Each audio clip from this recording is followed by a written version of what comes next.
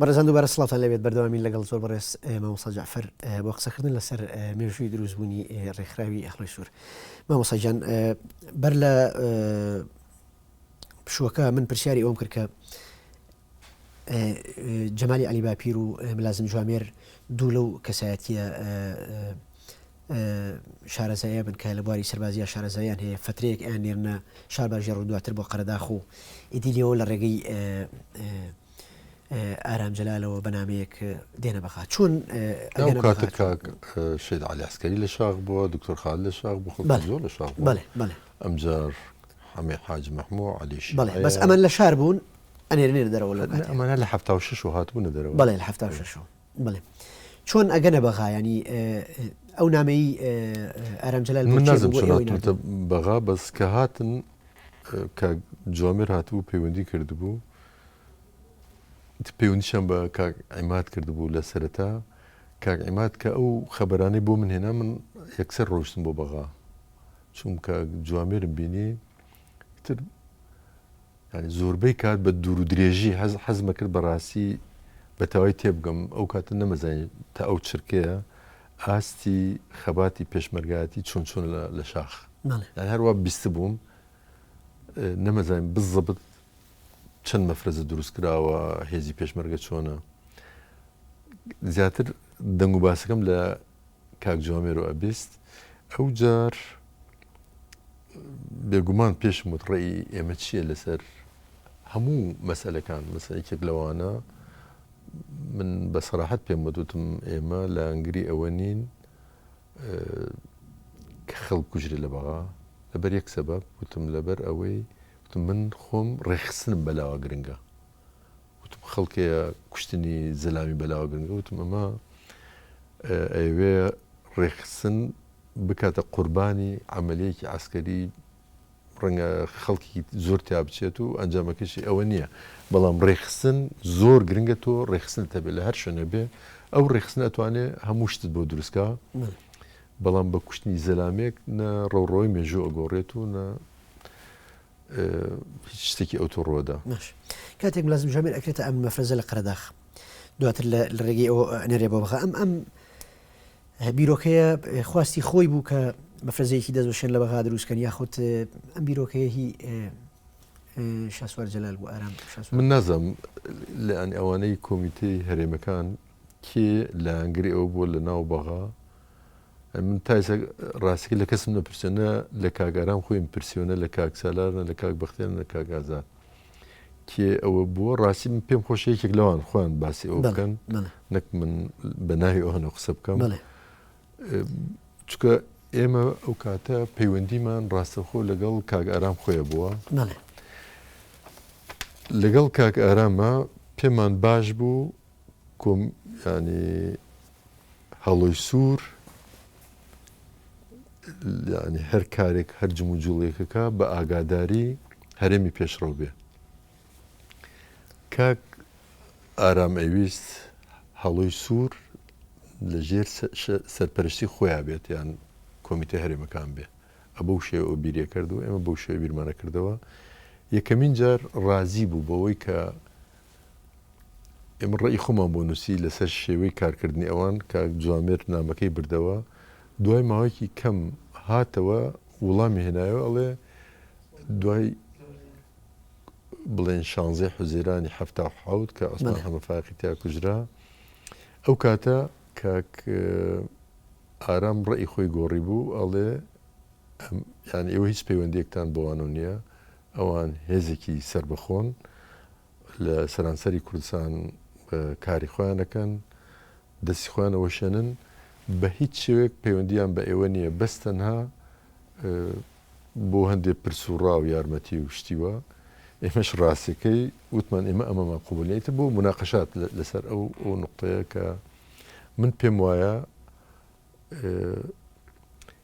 خۆی لە ڕووی ڕێخستنەوە ئەو قسەی کاک ئارام ڕاستە بەڵام ئەو شێوەی کە لە بەغا کارەکرا ئێمە ڕاست بڵێن وەکو کۆمیتە هەرێم سەر بە ینی ئەوان پیادە ئێمە بوون بەڵام ئێمە وەزعەکەمان نەبینی لە بەغا کە من وەکو نمونە پێتێڵێم یەک ڕۆژ دوای ئەوەی عوسمان هەمەفای کوژرا لە 16 حوزێرانی 1970 لە حەڤا لەگەڵ شەید جوامێر ببرە لەگەڵ شەید سەلام پێکەوە پیاسەمانە کرد حتا هینی کرد وتی حەقە داوەتێکی کەباب بکەیت لە شوێنەکەیە لە ساحی تحریک کەباب بساتوڕەوانەیە فرۆشت زۆر حەزم لەو کەبابی قەچەکە نانمان خوارد دوای ڕۆیستی سەیری زۆر شوێنی بەغامانە کرد ینی وزارەتەکان جەریدەکان زۆر شوێنە گرنگەکان هەمووی عسکەر بەسەر بانەکانەوە بوو هەموو شوێنەکانە گرت بۆکو چۆن بڵێ ئینقلابێک ڕوویدابێ بزەبەتەوا بوو وتم سەلام دوای ئەمێ عوسمان حەمەفایق ئەتوانرێ کار بکە لێ بەغا وتی نا وتم حەلەکە چییە؟ بەلامەوە زۆر هەر چۆلەکەش ناتوانێت بفڕی سل لەمە دووە بەڵام ئێوە ڕۆژێک دوو ڕۆژ دوای ئەوە تۆ پێم وابێ هەر لەگەڵ سەلام عەبدولڕەزاق ئەچنەوە شوێنی ڕووداوەکە بۆ ئەوی بزانن چی هەیە ئەخر ئەوێ مەسەڵ حەڤەی مانگە بەڵێ حەڤەی مانگە دوای شانزەی بەڵێ هەستان کرد کە مەترسیێکی زۆر هەیە مەسەلەن نەک هەر مەترسی ینی تەوق کرابوو تەجدیدکردنی مراقبە و چاودێری هەموو شوێنەکانی بەغا ینی شوێنێک نەبوو یان وەکو ئەڕۆشتی بۆ هەرکوێ لە هەر شوێنێک مەجموعی خەڵک بە جلی مەدەنیەوە بەڵام غەدارە شتێکی بەدەسەوەیە یان کڵاشکۆفی بەدەسەوە لە سەربانە دیارە هەمووی کرابوو وەکو نقاتی حرەسیات و هەموو احتیاطاتێکیش کرابوو تەنانەت ئەو ڕۆژە من بە ڕێکەوت ینی دەوری سعات 9 دقیقە کە حادسەکە ڕوویدا بوو من 40 دقیقە شتێکی ئەوە بەوێ تێپەڕیم هەمووی چارێک سعاتێک 20 دقیقە دوای ئەو ڕووداوە بە ساحی خەلانی تێپەڕیم کە بەوێدا تێپەڕیم قەڵەباڵغی یەکجار زۆر بوو ینی ئەبوایە من زۆر جار چوم بۆ هاوکاری کە ئەچوم بۆ هاوکاری لێ ڕەفیق و ناسیا و شتی وام هەبوو ئەم بینین یەکێکان ڕەنگە ئیسەش لە ژیانە بێ ناوی جاویدە خەڵکی خانەقەیە ئیتر لە ڕێگەیەوە زۆر معلوماتی باشم دەسەکەوت من دەچم بەپەلە چیرۆکی شتێکمە نووسی و ئەمدای ئەمە بۆ بڵاوکەرەوە بەس من بەبستمەوە نەبوو ئەو تێکسە بڵاو بێتەوە بەسی ترت هەبوو مەبەستمەوە بچم سەیری وەزعەکە ئێوە بکەم ئەو قسەی درکان وتی ئەگەر هیوادارم ڕاستم کاتەوە ئەگەر گوێی لێمە کاک جاوید بنەسوای وتی ماوەیەک لەوە پێش وتی لە ماڵی عوسمان حەمەفایق بووم چونکە ئەو مۆزەف بوو لەوێ لە هاوکاری وتی کە ڕۆشتون بۆ ئەوێ هەروە بۆ سەرخۆشی و دڵدانەوە ئەوانە وتی مدیری مخابرات بووە مدیری ئەمنی عام بوو وتی ئەوانە هەموو ئەهاتن بۆ ماڵیان وتیانە سەرەداوەکانمان دەستکەوتووە وتی پێش ینی مانگی پێ ناچێ ئێمە ئاگادارتان نەکەنەوە کە جەماعەتمان گرتووە وتی ئێستا ئەو معلوماتی دەقیقی لەسەر ئەوە هەبوو ئەو جاوید ئەوەی وای بە من وت ئەو جار کە من یەکسەر بە کاک عیماد و مامۆستا محسنم وتووە هەر ئیسە خۆشبەختانە ئەتوان بە دوای 5 دقیقە پەیوەندیان پێ بکەن دوای بە شەید سەلام وتووە بە کاک جوامێر و ئەوانیشم وتم حەزەکەم بزانن ئەمە وەزعێکی ئاوایە ئێمە وەکو کۆمیتەی پێشڕە و هەرێمی پێشڕە ئەو بڕیارەماندا وتمان پێویستە ئەوانەی ئەو عەمەلیان کردووە ینی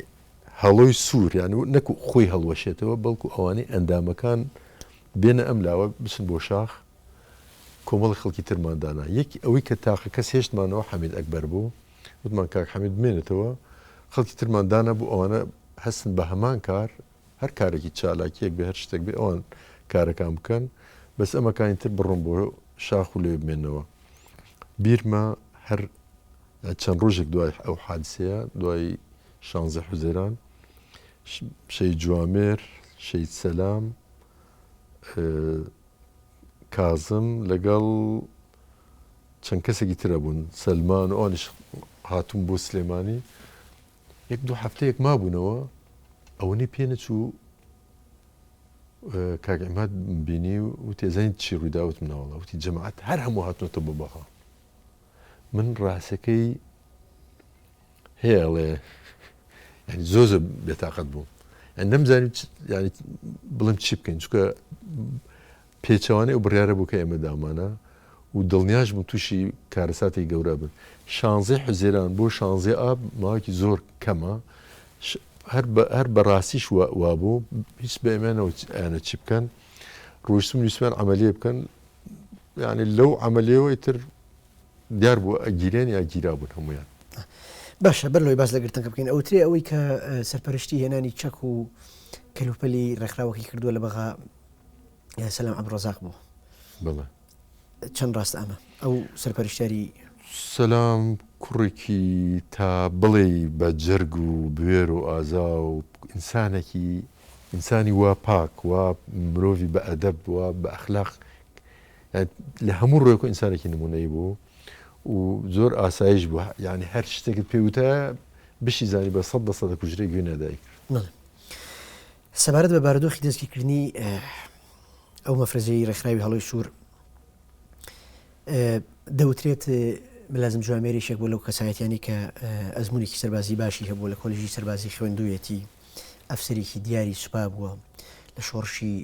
ئەیلول و لە ڕیزەکانی پارتی دیموکراتی کوردستانە بەشداری کردووە هەتا لە ساڵی 75 لە هەرسی شۆڕشی ئەیلولا ئەو ئامادە نەبێت چەکەکان تەسلیمی ئێران بکاتەوە لە ئەشکەوتێک لە ئەشارێتەوە هەڵی ئەگرێ ئەو پارەی کەی شۆڕشی ئەیلولایەتی دواتر بەسەر پێشمەرکانە لقی پشتیوانیا دابەشی ئەکا ینی ئەم پیاوە تەجروبەیەکی باشی هەبووە بۆچی بەو شێوەیە ئەم مەفرەزەیە دەستگیرەکرێن دوای ئەو ئەمەلیە لە کاتێکە ئێوە ئاگادارتان کردوون کە مەترسیشی گەورە هەیە ناکرێ ئەمەلێکی کە دووبارە بکەنەوە من ڕاستی پاشتر کە کاگارام بینی ئەم پرسیارم لە کاگارام کرد وتم ئەوە هەڵەیەکی زۆر گەورە بووە کراوە نەبواە هەڵی وا بکرێ ئەوانە وتم ئێمە لە کاتێکە ئەوانمان نردوێتەوە من نەمزانین تەبێ ئەوە کاگارامە ئەو کەسێکی قسەگی لەگەڵەکە یەکەم نەمزانی کاگارەمە ئەمە لە بەغایە لە قەرداخ لە قەراخ لە قەرداخ نەناو کاگەرم لە قەراغ بوو بڵێ هاتووە بەغاش ئەبێت هاتوێ بوو خوشکێکی ملازم جاوێر بە ناوی سەکینە خان ئەڵێ من ئەم پیاوم بە هەفتە لە ماڵی خۆمانە بینیوە باز نەمزانیوە ئارامشا سوارە دواتر کە گەورە بووم وێنەکان پیشانە بتیانە ئەمە ئارامشا سوارە بیرم کەوتۆ کە ئەمە لە ماڵی ئێمە زۆر ماوەتەوە لە بەغا بڵێ ئەو جار پێت وت کە ئەمە چۆن ئەم بڕیارە باشە خۆ لەسەرەوە ئەم بڕیارە ئەوان داوایان کرد دوای ئەمەلەکە ئیدی بەغا بەجێ بێڵن و بگەڕێنەوە کاگەرم بەڕاستی وڵامێکی قاطع و هینی نەبوو مقنع نەبوو کە من قەنەعەتی پێ بکەم کە وڵامەکەی ڕاستە یا بۆ من مقنع بوو چکە وتم بەڕاستی ئەمە هەڵەیەکی گەورە بوو برادرانی سەرکردایەتی کردویانە وتم نەبوو هەڵی وا بکەن نەبوو ڕێگە بدەن ئەو برایانە جارێکتر بێنەوە بۆ ناو بەغا تا ئێمە ئاگادارە نەکەن وتم هەموو بڕیارەکانەوە بۆ پەیوەندی بەوانەوە مەکەن ئەوتم پەیوەندی بە ئێمە نەکەن تووشی ئەو کارەساتە بوون وتم سەکێ بەرپرسیارە لەم ڕووداوە کە ڕێخستنی هەموو تووشی شەلل کرد ئەو دەستەیە کە بۆ من ئەو دەستەیە کە شەهید بوون هەزاران قات هەر نینۆکی هەرێکێکیان سەد قات لە عوسمان محەممەد فایق و لە ڕووداوە کۆدام دەچی گرنگتر بوو لای من وەکو یەکێکە بەڕاستی ئەو کەسانم زۆر خۆشەویست و پێم کارەساتێکی زۆر گەورە بوو کە ئەوانە شەهید بن چکە زەین بۆ تۆ یەکێکی گەورە بە شەهیدکردنە دەی هەر بۆ ئەوەی بڵێ ئێمە توانیمانە تەحەدای حکومەت بکەین و ئێمە توانیمان لەناو بەغا عەمەلێکی وا گەورە بکەین کە خەڵک ئەڵێن گومانمان هەیە کە یا نازم چۆن جەناب ئەو قسێ داڕشت کە مامۆستا جەعفەر هەر بڕوای بە هەر پەیوەندی بە هەڵۆی سوورۆ نەبووە یەکەم من ناوەکە من خۆم دامناوە پەیوەندی ینی بۆ چوونت لەگەڵ شێوازی خەباتەکە کۆگ نەبووە ینی بەوەی کە بە جۆرێک لە پێت وە بە کوشتنی ئینسان حەل نییە ئەکرێ جۆرێک کە سیاست بکەیت ئەو لە فەلسەفە هین هەیە ڕاشناڵ هەیە و ئێڕاشناڵ هەیە یعنی بۆیە ئەوەی بڵێن ئاوەزگەرایی یا عەقڵگەرایی لەگەڵ نائەقڵگەرایی من بڕوام بەوە هەیە کە هەموو شتێک ئەبێ بەڕاستی هەموو لایەکی لێک بدەیتەوە نەک یەکلایانی ئێمە یەکلایانی گرنگە کە ئەمە لە ڕووی دەنگدانەوەی لەسەر ئاستی جیهان گرنگ بووە منیش دەڵێم وایە بەڵام کێ هەیە تەعویزی شەیدبوونی شەید جوامێر و سەلام و سلمان و ئەوانم بوو بکە بە هیچ شێوەک تاویز ناکرێنەوەوانە. کاک عەلی سامیر ببوورە برەی ملازم جوامێر ئەڵێ لە ساڵی 1992 مام جەلال هاتە ماڵمان پێی وتی من لە مفاوەزاتی 84 لە بەغا مدیری ئاسایشی گشتی ئەمنی ئامی بەغام بینی فازڵ بەڕاک ئەڵێ پێی وتم ئایا لە ناو شۆڕشە پاڵەوانێکی تری وەکو ملازم جوامێرتان هەیە؟ مام جەلالیش لە وەڵامە پێی وت و هەموو پێشمەرگەیەک ملازم جوامێرێکە. وتوی نا ئەوەی من لەو پیاوە بینیم من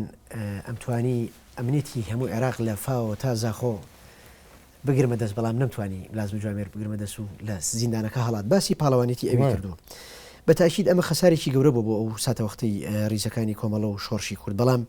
قسەکە ئەوەیە ئایا ئەمان پاش ئەو دوو مانگە گەڕانەوە بەغا سەرکردایەتی ئاگاداری ئەمە بوو چکم دەوترێت بە نووسراوێک ئاگاداریان کردوم کە ئیدی بەغا بەجێ بڵن و لەوێ نەمێنەوە. ئێمە ئاگادارمان کردنەوە بەڵام سەرکردایەتی دیارە وتوتی بڕۆن ناگینا کە ئێمە کۆمیتەی هەرێمی پێشڕەو ئەوە وەکوتم خۆشبەختانە لەو 5 کەسە 4 ماوین ئێمە وتمان لێرە مەمێنەوە بڕۆن بۆ ئەوێ لەبەر ئەویش معلومەیەکمان بەدەستەوە بووە ئەوەی کە لە هاوکاری پێیان وتویت ئەوەی کاک جاوید پێی وتم وتی خۆم گوێم لێ بۆ وان وتێن مانێک پێ ناچێ ویان نەگرین. ئەم قسەیە بە جوامێرم وتم کاک ئەمە زۆ خەتەرە ئەمە معنایەوەتە شتێکیان بەدەستە وتم ئەجیزەکانی بەعس ممکن نییە لە خۆیانەوە قسێ بکەن دڵنیانە بن لە شتێک. وتم من قەناعەتم وایە کە زەربەیەکمان لێدەن لە وینە و زەربەکەش بە شتێکی ئێوان زانیوە ئەمجە دوای بۆمان دەرکەوت زەلامێکیان لە ناو ئەوانە زرع کردووە سارەی پێبووە کاوی ناوبووە یەکێکیان زرع کردووە ئەو کاوە فاتحە لە بنەوە لەگەڵ مخابرات و ئەوان بووە ئەمن بۆ مخابرات بووە سیارەکەشی هەر ساری ئەوان بووە لە ناوە تەزجیلی تیابووە شتی تیابووە هەموو لەحسێک ئەوان ئاگاداری هەموو مناقەشاتەکان بوون تەنانەت ئەو لە 16 مان کە جوامێران بە سارەیەک ئەڕۆن لەنا ئەو سیارە گیرا بوون. جا ئەوە دلیلی ئەوەیە کە ئێمە معلوماتی زۆر وردمان لابووە لە چاو ئەوەی کە ئەو بڕیاری کە دراوە من نامێ زۆر بڕۆم بەسەر ئەو تەفاسیلانە بڕۆم بەڵام بریاوانە بواە. باشە دوای کوشتنی عوسمان فایق حملەیەکی دەستگیرکردن لە بەغا دەست پێیەکە نووسەر و ڕۆژنامەنووس و ئەدیبەکانی کورد ئەو کات لە بەغا دەستگیرەکرێن. ئایا ئەوان چ پەیوەندیشیان بەم بابەتەوە هەبوو بۆ نمونە نووسەرێکی وەک چیرۆکنووسێکی وەک حسێن عارف ڕۆژنامەنووسێکی وەک عەبدوڵڵا عەباس و چەندانی تر نزیکی 70 تا 80 کەس دەستگیرەکرێ. ئایا ئەوان هیچ ڕەبتێکیان بەم ڕووداوە هەبوو یاخود حکومەت ئەویست لە ڕێگەی کوردەکانی بەغاوە سەرداوێکی ئەو هینە بدۆزێتەوە؟ نەر بەعس عادەتی بۆ لە نزیک دێک ڕووداوێک ڕوویداوە خەڵکی دەکەی هەموو کوشتووە هەمووی گرتووە یان ئەوەی کردووە هەر مەسەلە تۆڵە سندنەوەی هیچ تر نەبووە. من زۆر دێهاتی کوردستان شارەزام لە نزیکی ئەو دەیە مینێک تەقیوەتەوە کە خەڵک دایناوە بڵێن پێشمەرگ داناوە هەر کەسێک دایناوە ئەوان هاتوون ئەو ڕووداوەکەی عەلی حەسەن ئاغا مەشهورە کە مجموعەی خەڵکی داوەت کردو ئامر فەوج و چێرە بۆ خۆشی نییە ئاغایەکی منطقەکەیە و داوەتی مجموعەی خەڵکی کردوونام قام و مدیر ناحیە و ئامر بەساریکێک لەوانە مینێک تەقیبەوە ئیتر هاتن لە هەمان شێوە خۆی و کوڕەکان عیدام کرد. ئەمە بۆ ترساندنی خەڵکو و بۆ ئین بووە. ئەوەش هەر ویسیانە بەو شێوەیە سەرداوێکیان دەستکەوێت چکە دڵنیا بوون عوسمان فایق یەکێک بووە لەوانەی کە لە ناو خەڵکە زۆر مەکروه بوو بەتایبەتی لە ناو ڕووناکبیرەکان لە ناو ئینەکان. من زۆر کەسم لەو برا نووسەر و شاعرانە بینیوە زۆریان تێ هەڵداوین لەسەر ئەو مەسەلەیە بەڵام زۆر شاد و بەختەوەرین کە وتمانە گرنگەوەی عوسمان ڕۆیشتووە. ئەڵێن ئەرەم جالال یا ئەرەم شاسوار بە ملازم جوامێری وتووە گەر شۆڕش چوار پێی وەکو تۆی تیابێ ئەوە بەغایەن نە لەرزە. یعنی ئەم پیاوە تەجروبەیەکی ئاسکەری باشی هەبووە لەو مەجالەیە بەڵام لە ساتەوەختی دەستگیرکردنەکەیە نەخشە و پلانێک بۆ هەڵاتن دانێن ئایا نەخشەی هەڵاتنی ملازم جوامێر و سەلام عەبدوڕەزاق و سلمان داود و هاوڕێکانی لە زیندان چۆن بوو چۆن توانیان هەڵبێن ئەوەندەی کە مامۆستا جەعفەر من ڕاستی هەر ئەو چیرۆکانە کە ڕووی داوە بۆ شێوەیە من لە ئەو کات لە شاخ بووم دوایی لە ئەو برایانم بیستووە کە لە سژن لەگەڵیان بوون یان لە مواجهە ئەوانیان بینیوە و قسەکانیان کردووە بەو شێوێ بووە خوێن کۆ کردوتەوە کە ئەمانە پێکەوە بوون خوێن کۆ کردوتەوە تر فرسەتیان هێناوە شەی جوامێر چۆ خوێ کردو چڕچایم جار جوامێر وەکو زۆربەی پێشمەرکان باسییان نەکرد شەید گۆران و زۆرە بەردەکەڕی و سالار و ئەوان هەموو باسییان نەکرد پیاوی وا بەهێز زۆر کەم بوو بە یەک دەسەڵی گرتیان ئاسمان و ئیدام بە عەرزە زۆر بەهێز بوو ئەوت ئیتر کابرای حرەسەی داوێتی بە عەرزە و چەکەشی لێ سندووە کە سەیران کردووە فیشەکی تیانە ئەو کڵاشکۆفە لەگەڵ ئەوەشە جوامێر ڕای کردبوو دەربازی بوو زۆر یەتە سەرجادەیەک دەست لە سێ تەکسی بەرزەکاتەوە هیچ تەکسێک لە بۆ شانسەی خۆی ناوەسێ ئەگینا ممکن بوو دەربچێت لەبەرەوەی جیلەکانی نەوعێک بووە بەلایەن و سیر بووە بەرحاڵ دەستگیر کراوەتەوە دوای ڕۆیشتو بۆ شوێنە ئیتر بنبەست بۆ جادەکە و هینیش لێ بووە نازم وەکو هێزی فریاکەوتنی حکوومەت لێ بوو توانیانە کاک عەلی سامیر برای ملازم جوامێر لە سەردانەکانی بۆ زیندان بۆ لای ملازم جوامێر و هاوڕێکانی هەندێک ڕووداوە ژێڕێتەوە باس لەوە کاکە جگەلەوەی کە خۆیان بەکارهێناوە بۆ کردنە چاوی پاسەوانەکان و هەڵاتنیان لە زیندان ئەڵێ ئەمان چەکەکانیشان لێسەندوون بەڵام بە سوتفە بەقەدەر چەکەکان یەکێک لە فەنکان ئەوەستێت ینی تاقە ناکا فیشێکی تیان ئەمێنێ ئەڵێ ئەوە ئەبێتە هۆکاری ئەوەی کە ناتوان زۆرش بکەن هینا ئەڵێ بەنیاز بوون هەموو ئەمنی عام ئەوانی کە لێوێن ئازادی کەن زۆر هین بکەن بەهەرحاڵ دوای دەستگیرکردنەوەیان جگە لەو 5-6 کەسەی کە لەگەڵ ملازم جوامێر بوون عیماد ئەحمەد و کوردۆ قاسم و چەندانی تر ئەیگیرێن ئەوانەی کە تۆ بیرت با بێناوەکانن چیتر گیرە لەو زۆر 7-8 کەس گیران ئەوانەی کە زۆر ناسراوە بوون ئەوانی کە من ناوەکانت لەبیر نییە نەکرد ناوەکانم ژمارێکم لە بیرە بەس پێویست ناکەیت هەرکەس بێنی دوای مەجموعەیەکی تر نینی هەموو عاجزە بن بۆیە باشە ئەمێ ئەو پرسیارەکەمە ئەوترێت لە بە درێژایی شۆڕشی کوردستان ئەزمموی هەڵووی سوور بۆ تەنها جارێک لە مێژووی شۆڕشە کوردیەکانە دووبارە بۆ تۆ لە بەغا کە ئەویش ئەو ڕێکخراوی لەیلا قاسم و کوشتنی شاهێن تاڵەبانی بووە کە بێژەری ئێزگەی کوردی بەغا بوو بێژەرێکی کورد بۆ لەوێ لەسەر دەستی عومەر شێغالی و تاڵەبانی و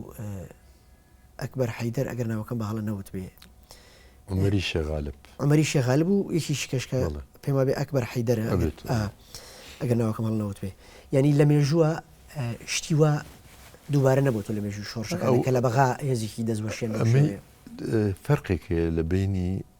ئەو کارەی هەڵۆی سوور و ئەوەی پێشتر ڕووی داوە چۆن ئەوەی بڵێن شاهێن تاالبانێکێ نازمڵێ بەڵێ شاهین تاالبانی ئەوە حادسێ بۆ مەسن دوو کەس مینەکیان کردو بڕیانداوە تەسفیان کردووە بەڵام ئەمەی هین نەوعێکی تر بوو ئەمەی لەیلا قاسمە ئەوان ئەوەی لەیلا قاسم بەڕاستی حەق بوو هەم ئەوەی لەیلا قاسم هەم ئەوەی هەڵەی سوور چەندین وەکو مسلسلی تلڤیزیۆنی و وەکو زنجیرەی درامەوانە لەسەر ئەو بابەتە بکرێت چونکە بەڕاستی بۆچی نەکراوە مامۆستا مەسەلەن ئێوە لە ناوەندی مێژوو لە مەکتەبی بیر و هۆشیاری وەکەوەی کە نزیک بوون لە ڕووداوەکانەوە بۆچی مەسەلەن کاری جدی ینی تۆمار نەکراوە ئەمینە نەخۆ زۆر خەڵک پێی باش بۆ ئەو کارە بکرێت بەڵام ئەمە خۆ دەزانی ئیمکانیاتی ئەوێ مخرجێکی ئەوێ یەکی بڵێن دەرهێنەرێکی ئەوێ کە بڵێن مهتەم بێ بە بابەتەکە و ئامادەش بێ کار لەسەر ئەو بابەتە بکە ینی تو ئەگەر پارە نەبێ ناتوانێت ئەو کارە بکەیت ئەوجە دوای ناوەندی مێژوو ئێمە دووسێ کەسین بەڕاستی ینی ناوەندێک نییە مەسەن بڵێ موئەسسەسەیەکی گەورەی نووسینی مێژوو بێ ئەو کاری ئەمریکن ڕاستی زۆر سەروی توانای خۆمانە ئەوەی کردومانە زۆر ینی توانایکی کەم بەڵام بەرهەمێکی زۆرمان هەیە یعنی ئەوش جهودی ئەو چەند کەسێکە لێوە کارەکە من یەک دەخەکاتمەوە مامۆستا جەعفەریجان بەرنامەکە بەرەو کۆتایی ئەڕات ئەمەوێ دو پرسیار بکەم وەفای شۆڕش بەرامبەر بە ئەو مەفرەزە دەستوەشێنە لە خۆبردووی کە لە ناو دڵی بەعس و لە ناو جەرگەی پایتەختی بەغایە ئامادەی گیان فیدایی و دەستوەشاندن بوون بەرامبەر بەمانە شۆڕش وەفای چی بوو؟ خۆی زۆر جار شۆڕش ڕەنگە نەتوانێت ئەو شتانە بکە کە یعنی مەفروزە بیکە هەندێک جار نەتوانینە هەندێک جاریش هەیە مەسەن تەقدیراتێکی وانیە کە ئەو خەڵکە چیان کردووە من شخصی خۆم هیوادارم بە تایبەتی مەکتەبی سیاسی و دەستەی کارگەر کە خۆیان لە ناو ڕووداوەکانە بوون و ئەزان ئەو چەند بنەماڵەیە